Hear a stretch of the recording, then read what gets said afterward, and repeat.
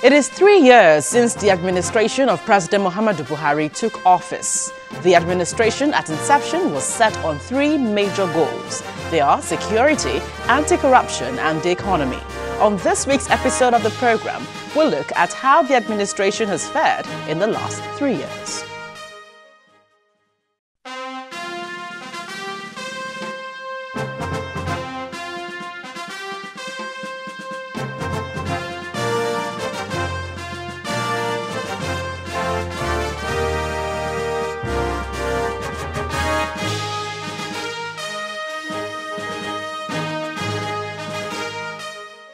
Hello there, welcome to Dateline Abuja. I'm Gloria Umezuki.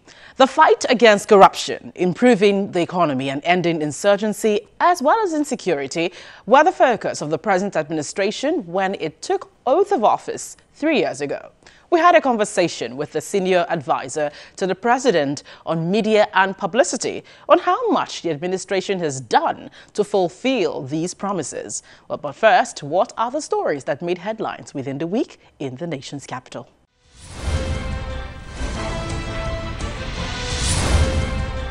It can be aimed at bringing about enduring peace. The former chairman of the Independent National Electoral Commission, Professor Tahiru Jega, has advised political parties to improve their structure and scope of internal democracy ahead of the 2019 general elections. Recalling the recent violence witnessed during various congresses in the country, the former INEC chairman said danger may be inevitable if parties are unable to properly manage their internal affairs. He said this while delivering a lecture as part of the 2018 Democracy Day celebration. The first issue of concern and a major challenge is the issue of violence. And there is no better illustration of this than what has happened in many of the recent party congresses. And really, these portend danger. If political parties cannot organize their internal elections peacefully, how can they engage with other parties with civility in the general elections? President Muhammadu Buhari has called on Nigerians to embrace peace and shun hatred. The president said this during his national broadcast to mark this year's Democracy Day. He noted that Nigeria can only overcome its challenges when the people are living in harmony and are able to tolerate themselves. My dear countrymen and women, as we all celebrate our democratic experience, let us resolve to avoid hatred and intolerance. We can only achieve our objectives in an atmosphere of harmony and peaceful coexistence. And President Muhammadu Buhari has charged the Super Eagles to play fair and clean while displaying the Nigerian spirit and bring home the 2018 FIFA World Cup trophy. Addressing the team who were in the State House, President Buhari observed that the team is very young and encouraged them to use their energy to great advantage. You have the full support and the blessings of all Nigerians who will look up to you for as long as the tournament lasts. I commend the Nigerian Football Federation for drawing up the right program that is helping to refine the team. This is our time. We look up to you to make us proud. President Julius Bio of Sierra Leone was at the State House within the week, where he was received by President Muhammadu Buhari. The Sierra Leonean president told State House correspondents that he is in Nigeria to renew the bond of friendship between both countries. Both leaders discussed several issues, including preventive measures to tame the Ebola outbreak in DR Congo. I came today to express our country's gratitude to the Federal Republic of Nigeria for standing by us, fighting with us during our time of need when we had the civil war. This is my first time in Nigeria after having been elected. I also wanted to pay this courtesy call to renew our bond of friendship and to see how we can deepen this relationship, which is mutually beneficial. The Minister of Solid Minerals Development, Dr. KAYODE FAYEMI, has announced his resignation from President Muhammadu Buhari's cabinet to pursue his governorship ambition in EKITI State. Dr. FAYEMI made the announcement at a valedictory briefing in Abuja.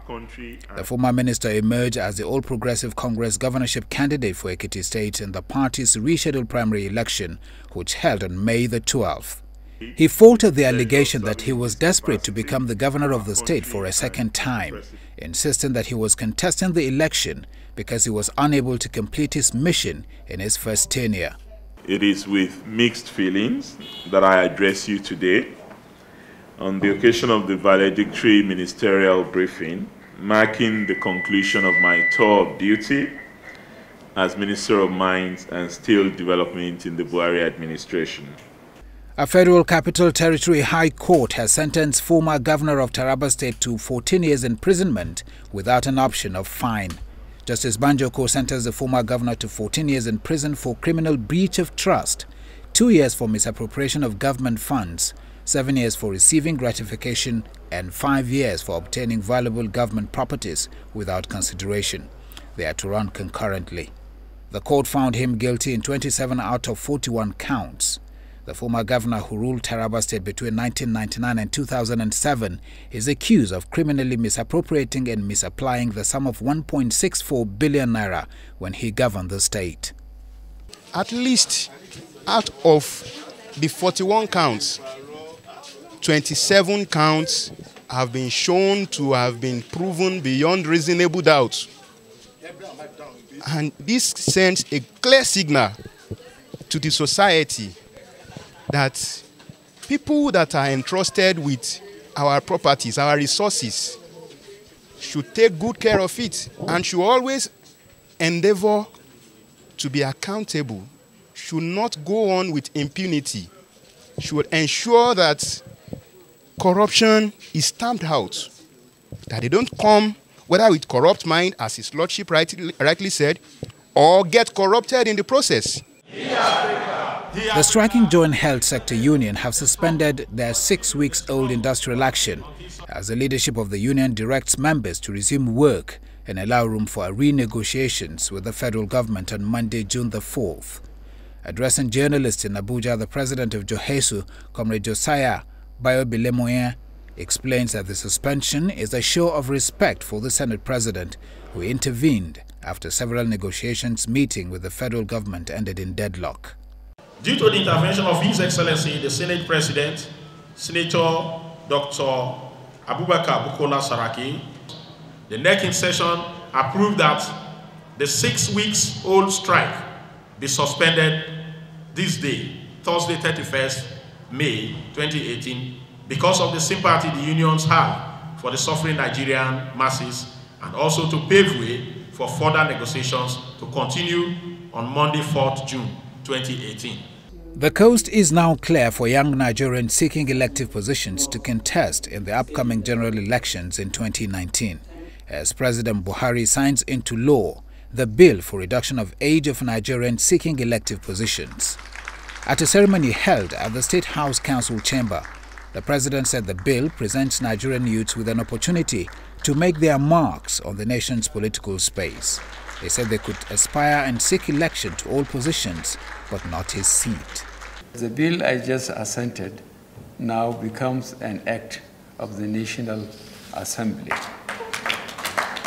Your focus and contributions have now successfully increased the quality and maturity of Nigerian democracy and expanded the playing field for youth participation in politics.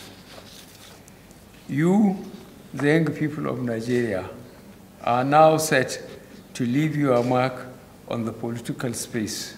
But please, can I ask you to postpone your campaign till after 2019 election?